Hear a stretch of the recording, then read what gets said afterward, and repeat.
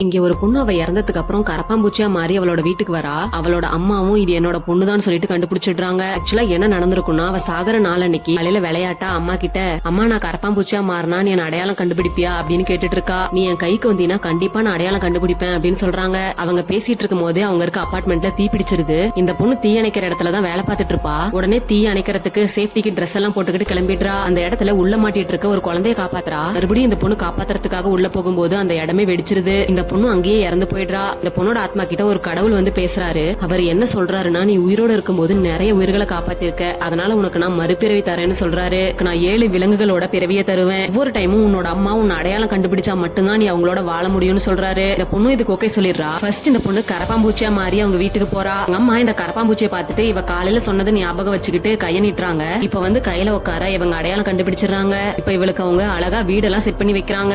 ஒரு குட்டி பையன் வந்து அவ இருக்க ரூம்ல பூச்சிக்கொல்லி மருந்து அடிச்சிடறான். அதனால இவ அங்கேயே இறந்து போயிடுறா. இந்த பொண்ணோட அம்மாவும் ரொம்ப ஃபீல் பண்ணிக்கிட்டே அவளை கொண்டு போய் அடக்கம் பண்ணிடுறாங்க. அடக்கம் பண்ணிட்டு வரும்போது அந்த இடத்துல ஒரு ஆமையை பாக்குறாங்க. அந்த ஆமையோட உடம்புல இவளோட பொண்ணுக்கு இருக்கிற மாதிரியே ஒரு தழும்பு இருக்கு. அவங்களும் அந்த ஆமை கிட்ட, நீ என்னோட பொண்ணா இருந்தா தலையாட்டுன்னு சொல்ல, அந்த ஆமையும் தலையாட்டுது.